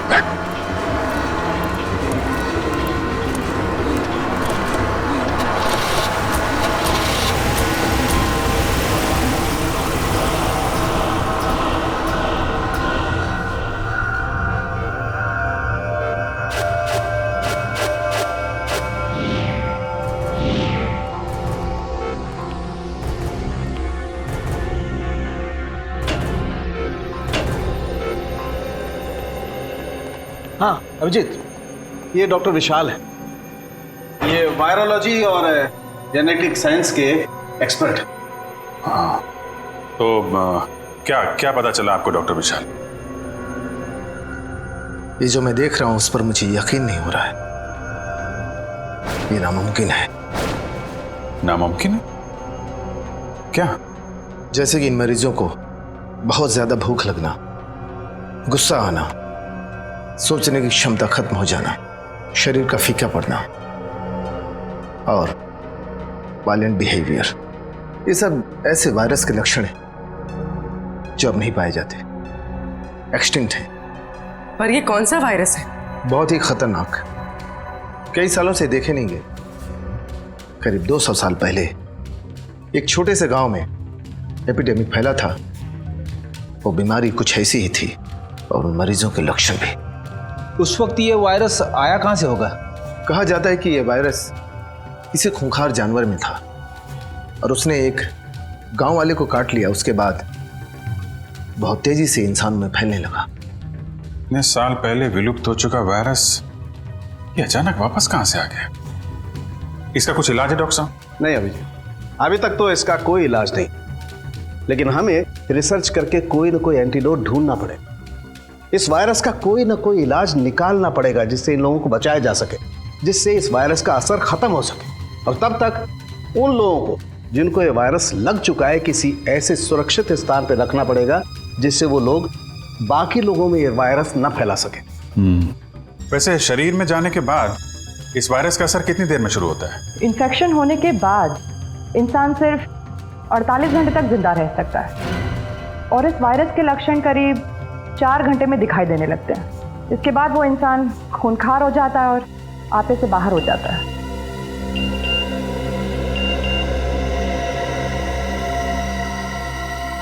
सर, इस वायरस वाली बात का मीडिया को पता चल गया है और आम लोगों को यह बात पता चल गई तो दहशत फैल जाएगी सर। माय गॉड सचिन, ये मीडिया वालों और पत्रकारों को समझाना पड़ेगा। ये खबर संभाल के पब्लिक के बीच में लाएं। अफवाहें फैल गई तो अफरा तफरी मच जाएगी। पूर्वी, प्रेस कॉन्फ्रेंस बुलाओ। मैं एसीपी साहब को फोन करता हूं। सर, हमारे शहर में एक ऐसा वायरस फैला है जिससे शहर के लोगों को जिंदा लाशें बनाया जा रहा है। जिंदा लाश। हम सीआईडी वाले पूरी तरह से चौकन्ने और इस वायरस को फैलने से रोकने के लिए पूरी कोशिश कर रहे हैं हम लोग। सुना है कि ये इन्फेक्शन काफी तेजी से फैल रहा है, आप इसे रोकेंगे कैसे? उल्टा मैं आप लोगों से अनुरोध करूंगा, विनती करूंगा कि आप लोग हमारी मदद करें, लोगों को हिम्मत देने में, शांति बनाए रखने में और अफवाहें ना फैलने में।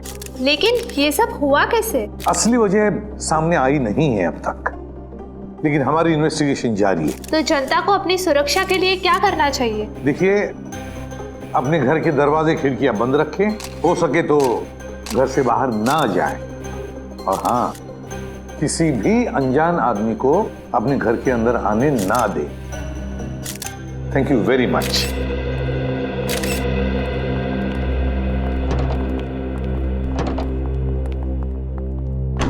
सर, हाँ सर, अजय के घर से ये कागजात मिले। अच्छा, अरे ये तो वैक्सीनेशन सर्टिफिकेट है, स्वाइन फ्लू से बचने के लिए दिया जाता है ये। सर, अजय को ये वैक्सीन 2 दिन पहले दिया गया था। 2 दिन पहले? और 2 दिन पहले मतलब 48 घंटे पहले तो अजय की मौत हो गई। तो कहीं ये वायरस इस स्वाइन फ्लू के जरिए अजय के शरीर में गया तो नहीं? और सर, आसपास के फार्म हाउस में रहने वाले सभी लोगों को ये वैक्सीन 2 दिन पहले ही दिया गया था। My God. मगर सर, ये वैक्सीन तो बीमारी दूर करने के लिए दिया जाता है, बीमारी फैलाने के लिए तो नहीं। वही तो, ऐसा और क्या था उस स्वाइन फ्लू वाली वैक्सीन में जिसकी वजह से लोग बचने के बजाय मरने लगे? क्या था उस वैक्सीन में? पता लगाना पड़ेगा किस कंपनी ने बनाया ये वैक्सीन। हमें उन सभी इन्फेक्टेड लोगों को एक जगह इकट्ठा करना बहुत जरूरी है।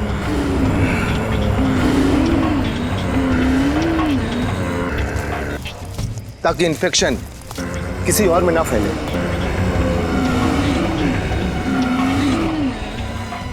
पर उन सबको एक जगह इकट्ठा कैसे करेंगे? इस जंगल में तो वो लोग कहीं पे भी हो सकते हैं।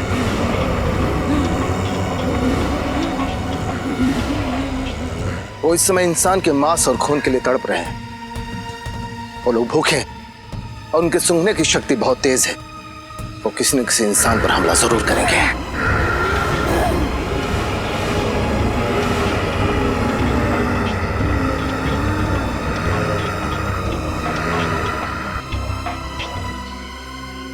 सर, ये तो बहुत अच्छा है कि इस जंगल में बहुत कम लोग रहते हैं। अगर ये हादसा शहर में होता तो हम इस वायरस को कंट्रोल ही नहीं कर पाते। इस जंगल में इंसान कम है, इसलिए उनकी भूख और बढ़ चुकी है।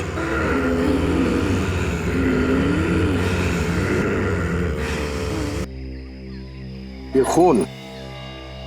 खून देख रहे हैं ना आप? इसकी सुगंध उन्हें यहां तक खींच के जरूर लाएगी। सचिन, बात क्या है? तुम्हारी सांसें इतनी फुल क्यों रही है? तुम ठीक तो हो ना? हाँ सर, मैं बिल्कुल ठीक हूँ सर। जरा हाथ दिखाना। कुछ नहीं हुआ है सर, ठीक हूँ मैं। कुछ नहीं हुआ है तो दिखा क्यों नहीं रहे? छुपा क्यों रहे? दिखा। ओह माय गॉड, अजय के कॉटेज में उन लोगों ने तुम्हें काटा था। तुमने हमें बताया क्यों नहीं सचिन? सर जब इतने लोगों की जान खतरे में हो तो मैं अपनी जान की फिक्र कैसे कर सकता हूँ सर? सर उनकी जान बचानी होगी चाहे मुझे कुछ भी हो जाए। कैसी बातें कर रहे हो सचिन? तुम समझ नहीं रहे हो। उन लोगों ने तुम्हें काटा है, इसका मतलब है तुम भी उन लोगों की तरह बन जाओगे। सर लेकिन इन्फेक्शन का असर 4 घंटे के बाद ही होता है और इन 4 घंटों में मैं अपनी ड्यूटी करते रहना चाहता हूँ सर। और 4 घंटों के बाद क्या? हा? कुछ नहीं होगा सर 4 घंटे के बाद। सर आप मुझसे एक वादा करो सर। कैसा वादा? सर मैं नहीं चाहता कि मैं किसी की मौत का कारण बनूं और इससे पहले कि ये लक्षण मुझ में आ जाए आप वादा कीजिए कि आप मुझे गोली मार देंगे। गोली मार दो? नहीं सचिन, कुछ नहीं होगा तुम्हें। तब तक डॉक्टर सालू के कोई ना कोई इलाज ढूंढ लेंगे, तुम्हें कुछ नहीं होगा, तुम ठीक हो जाओगे। 1 मिनट, कुछ आवाजें आ रही हैं इधर से, आओ मेरे साथ।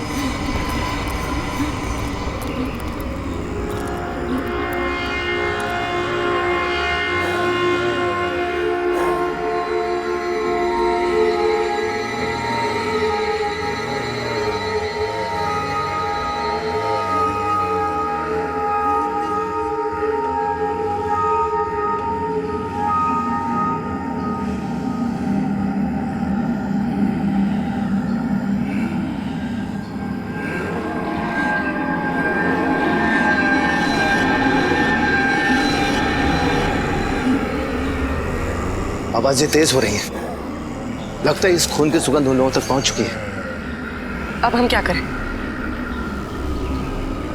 इस खून की सुगंध से वो लोग हमारा पीछा करते करते उस पास वाले फार्म हाउस तक आ जाएंगे और हम लोग उसी फार्म हाउस में उन्हें कैद कर देंगे।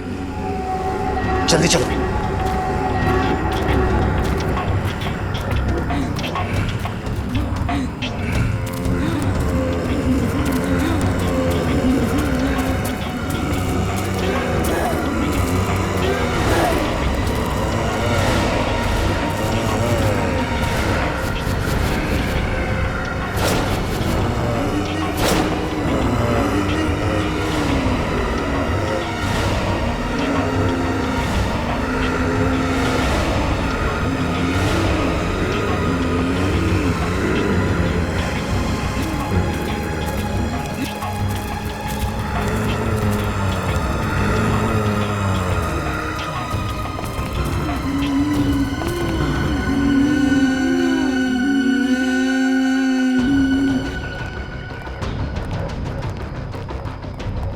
पंकज ऊपर जाओ, सारे खिड़की दरवाजे अंदर से बंद कर दो, सिर्फ सामने का दरवाजा खुला रखना ताकि वो लोग अंदर आ सके। जल्दी।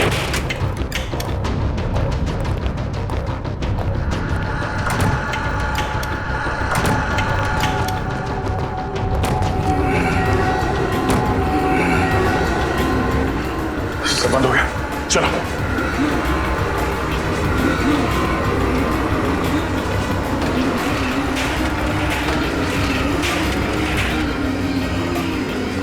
अरे एक मिनट, ये खिड़की तो खुली रह गई। हाँ, मैं बंद करके आता हूँ।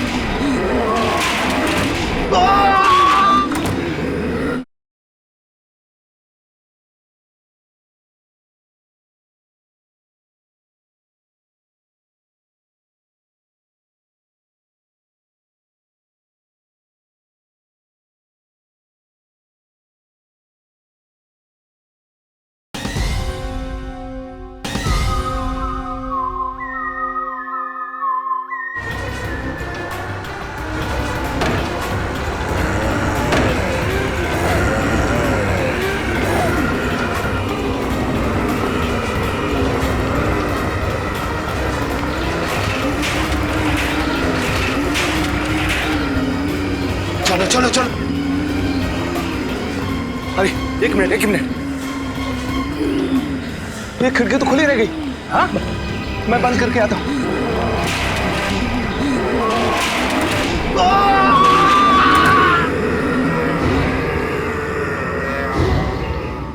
वायरस? क्या कह रहे हैं आप? मैं ऐसे किसी वायरस के बारे में नहीं जानता। मुझे तो समझ में नहीं आ रहा आप क्या कह रहे हैं। झूठ! आपके कंपनी के बनाए स्वाइन फ्लू वैक्सीन में से ही ये वायरस फैला है, समझे? नहीं सर, पिछले हफ्ते ही उस वैक्सीन का एक बहुत बड़ा बैच हमारे गोदाम से चुराया गया था।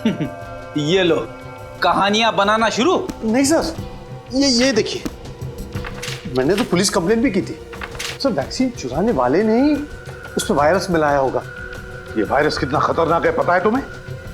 पता है सर, दरअसल उस वैक्सीन को खोजना ही हमारे कंपनी का सीक्रेट मिशन था और 3 साल पहले हमने उसकी खोज की थी। कहाँ से की थी खोज? सर मुंबई से 500 किलोमीटर दूर एक छोटा सा गांव है जहाँ 200 साल पहले लोग रहा करते थे। एक एक करके उस वायरस की वजह से लोग मर गए। तो फिर तुम्हारे इस प्लान में कामयाबी क्यों नहीं मिली?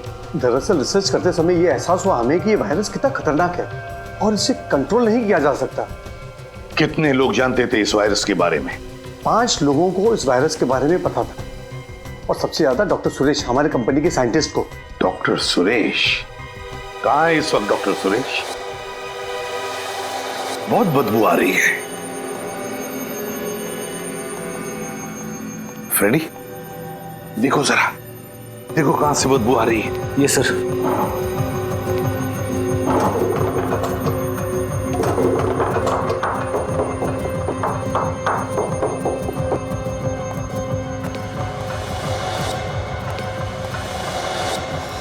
सर। हाँ सर, कौन? हाय कौन? उतारो इसे।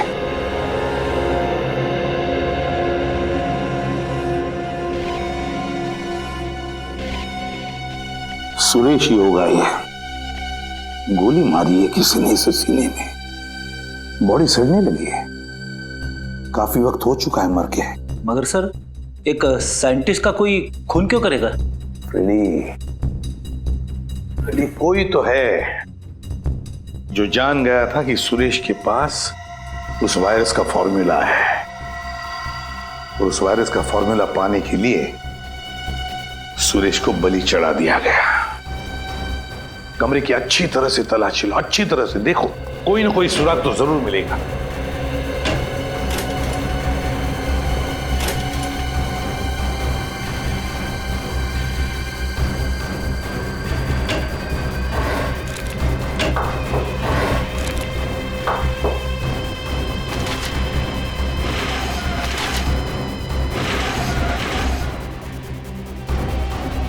ये क्या?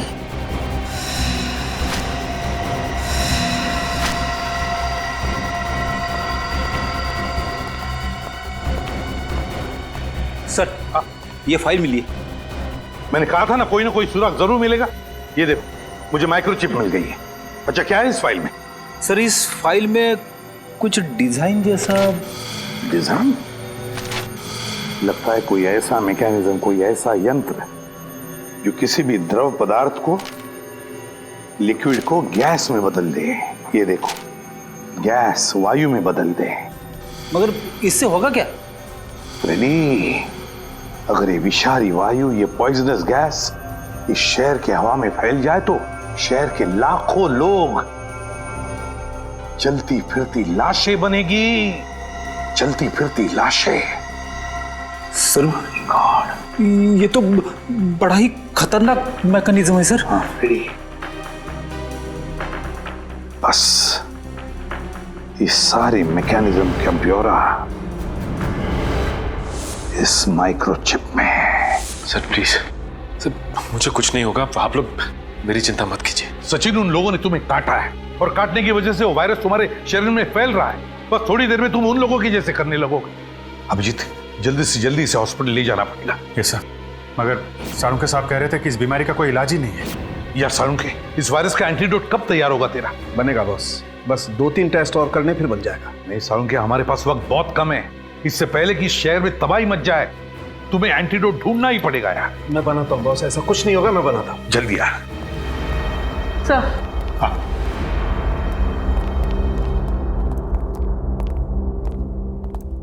सर, इस माइक्रोचिप में मुझे एक बिल्डिंग का ब्लूप्रिंट मिला है और सर मैंने डिटेल्स निकाले तो पता चला ये building JB natural gas plant है। क्या? मगर सर, इस बिल्डिंग से उन लोगों का क्या लेना देना हो सकता है? एक मिनट अभिजीत, वो साइंटिस्ट सुरेश, उसने एक ऐसा मैकेनिज्म बनाया जिससे उस वायरस को वो गैस के रूप में बदल सकता है और फिर वो हवा में फैला भी सकता है। सर अगर ऐसा हो गया तो इन्फेक्शन कंट्रोल करना मुश्किल हो जाएगा, सारा शहर खतरे में पड़ जाएगा सर। नहीं अभिजीत, हम ऐसा नहीं होने देंगे, नहीं होने देंगे हम ऐसा। हमारे शहर को बचाएंगे, हम अपनी जान की बाजी लगाएंगे, लेकिन बचाएंगे इस शहर को। JB natural gas plant. Sir, infected लोग।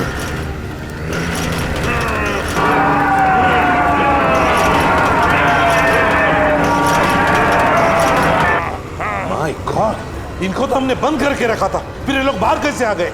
किसी तरह भाग निकले होंगे सर वहां से।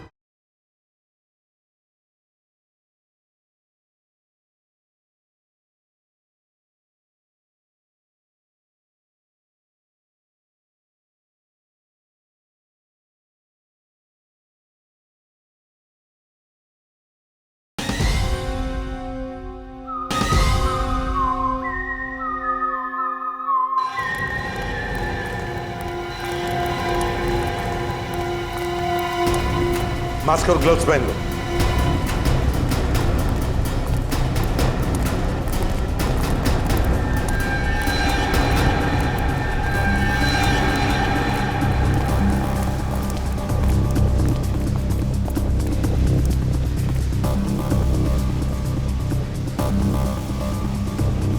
सर ये तो मर चुका है, इसकी गर्दन तोड़ के इसे मारा गया। रजत, लगता है खूनी हमसे पहले यहां पहुंच गया।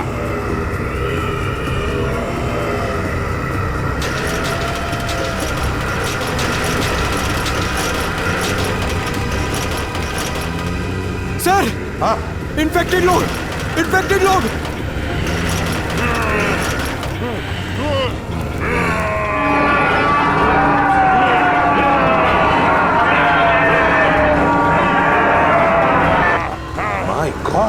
इनको तो हमने बंद करके रखा था, फिर ये लोग बाहर कैसे आ गए? किसी तरह भाग निकले होंगे सर वहां से। चलो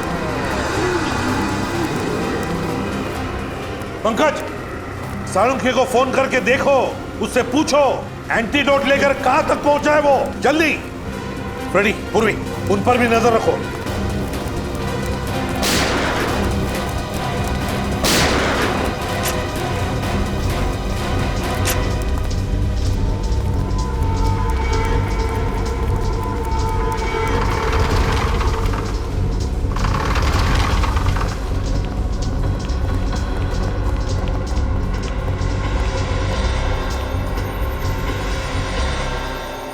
ओह माय गॉड, किसने चलाई गोली तुम पर?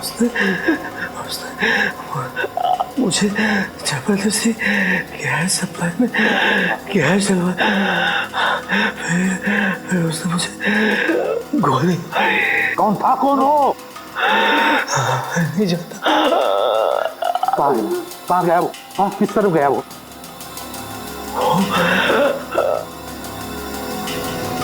उसने गैस डाला, वो कौन था वो? जाओ जल्दी जाके देखो। सर छोड़ो मत उसे। कहाँ पर है वो लोग? वहां पे है सर।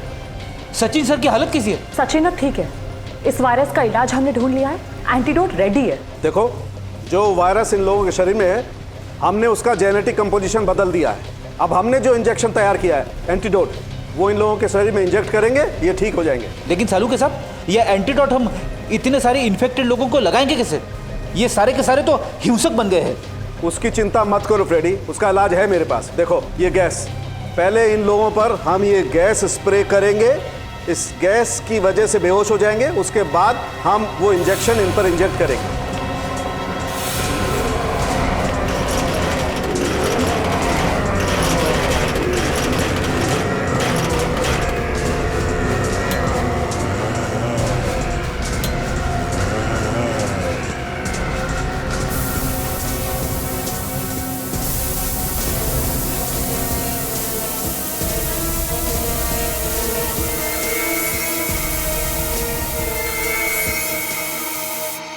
क्या हम ये प्लांट बंद कर सकते हैं? गैस सप्लाई बंद कर सकते हैं? 5 मिनट में एक कमांड देना होगा, फिर पुराना कमांड कैंसिल हो जाएगा। हाँ, बताओ। और उस ओवरराइड कंट्रोल पर क्लिक कीजिए।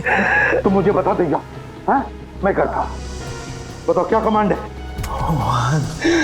1 आगे 0 आगे बताओ जल्दी। दोबारा 0 दोबारा 0 0 4 आगे 1 9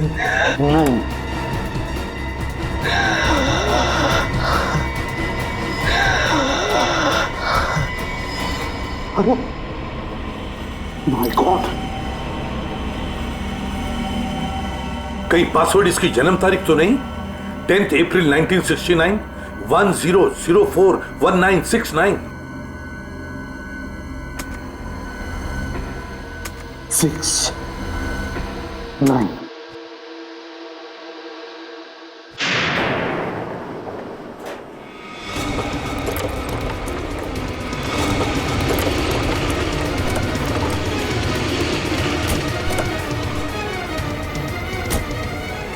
आउट आउट।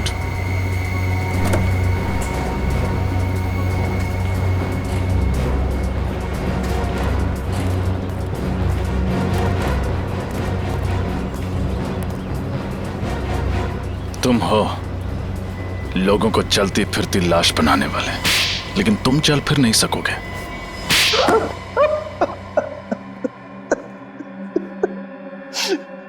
हाँ, मैं इस शहर को चलती फिरती लाश बना देना चाहता था। क्यों किया तुमने ये घिनौना काम? क्यों इस शहर के लोगों से बदला लेना चाहता था। बदला? किस बात का बदला? 3 साल पहले मेरे इकलौते बेटे का रास्ते पर एक्सीडेंट हो गया। वो बेचारा खून में लथपथ तड़पता रहा, घंटों तक वो दर्द से कराहता रहा, लेकिन उसकी किसी ने मदद नहीं की। मेरा बेटा मर गया। तब से मैंने फैसला कर लिया कि मैं इस शहर के लोगों को बर्बाद करके रहूंगा। इस शहर के लोग निर्दयी और स्वार्थी हो गए सर। ऐसे लोगों को तो मार देना ही अच्छा है। तुम्हारे बेटे की मौत का अफसोस हमें भी है, लेकिन ये कहां कि इंसानियत है कि बदले के लिए तुम मासूम लोगों की जान लेना शुरू कर दो।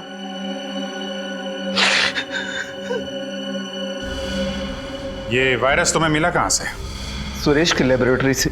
जब हमें पता चला कि इस प्रोजेक्ट पर काम बंद हो गया है, तो सुरेश ने काफी मात्रा में वो वायरस उस लेबोरेटरी से चुरा लिया। फिर हमने उस वायरस को स्वाइन फ्लू के वैक्सीन में मिलाकर कुछ लोगों पर टेस्ट किया, ताकि हमें यकीन हो जाए कि ये वायरस उसी तरह काम करता है या नहीं। मगर तुम खुद उस वायरस से कैसे बचे? हाँ? तुम्हें तो उन लोगों ने घेर लिया था।